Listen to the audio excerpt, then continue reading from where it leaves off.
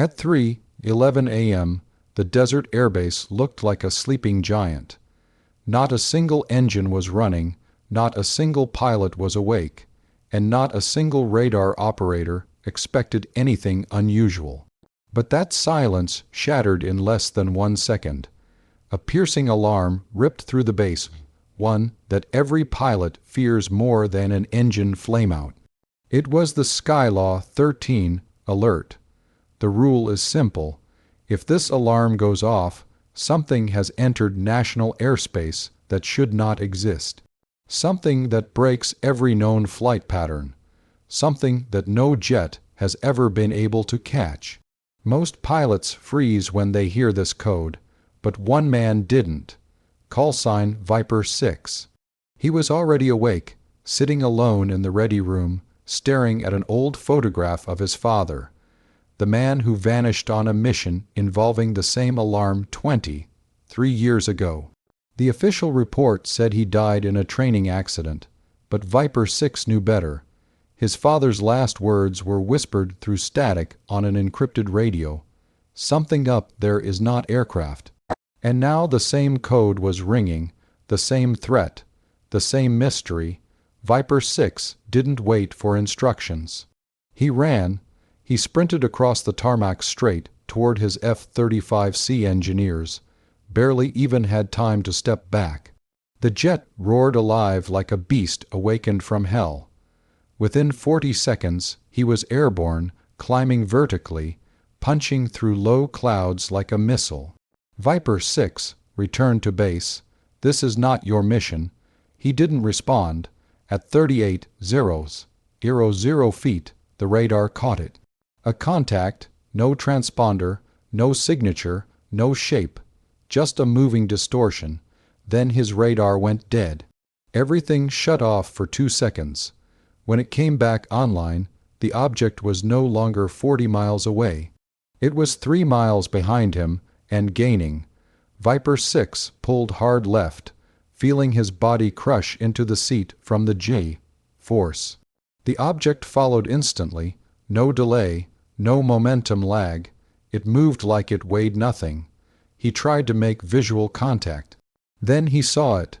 A black razor, thin craft, triangular, silent, no exhaust, glowing faint blue lines along its edges. It wasn't flying. It was slicing through the sky like it didn't care about physics. The control tower panicked. Viper 6, do not engage. Do you copy? Do nots. But the creature, like craft, suddenly shot upward, then dove straight at him at impossible speed. He felt the shockwave before he saw it. His jet rattled violently. Warning lights exploded across his cockpit. The craft leveled 400 feet above him and hovered. Not a jet, not a drone, something else. It scanned him. He could feel it. A vibration in his bones, like the sky itself, was humming. His helmet lit up with static symbols he'd never seen before. Then his jet controls froze, completely locked, as if something was inside the aircraft with him. The craft rotated, slowly, deliberately, like it was observing him. Studying him, testing him. Viper 6 couldn't breathe.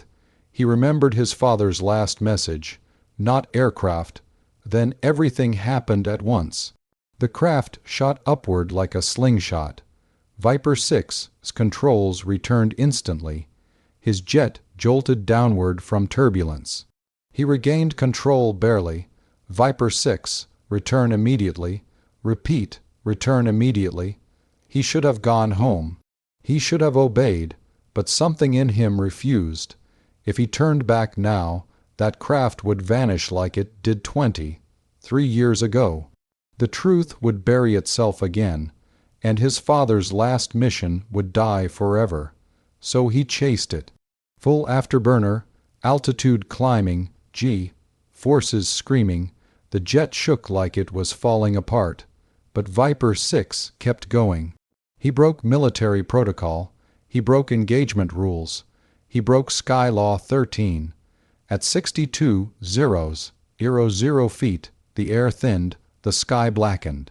Earth curved beneath him. Then he saw it again, hovering above him, waiting. Slowly, the craft tilted forward as if acknowledging his courage. For a moment, Viper 6 felt something strange like respect. Like it understood him.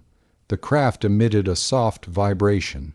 His helmet flickered with symbols again, but this time he recognized one, a number, Skylaw 13. The craft angled, flashed a blinding pulse of blue light, and vanished. No sonic boom, no trail, no heat, nothing, as if it was never there. But it left one thing behind. His radar came back with a single encrypted message. Not your enemy. Viper 6 returned to base in silence. Engineers opened the cockpit, expecting a pilot in shock. Instead, he looked calm, almost peaceful. His commander demanded an explanation. "What did you see up there?" Viper 6 simply placed his helmet on the ground and walked away. Later, inside his locker, he found something impossible. His father's old flight badge, the one that disappeared with him 23 years ago. Except now it had a burn mark, a triangular burn. He understood the message. His father wasn't killed. He was chosen, and now Viper 6 had been too. The official report labeled the event as instrument malfunction during a weather anomaly. But Jet Clash TV viewers know the truth. Some things in the sky aren't planes, and some missions aren't meant to be understood. They're meant to be survived. If you want more stories like this, real encounters, jet mysteries, classified missions, hit the like button, subscribe, and stay locked on Jet Clash TV. The sky has secrets. We're here to uncover them.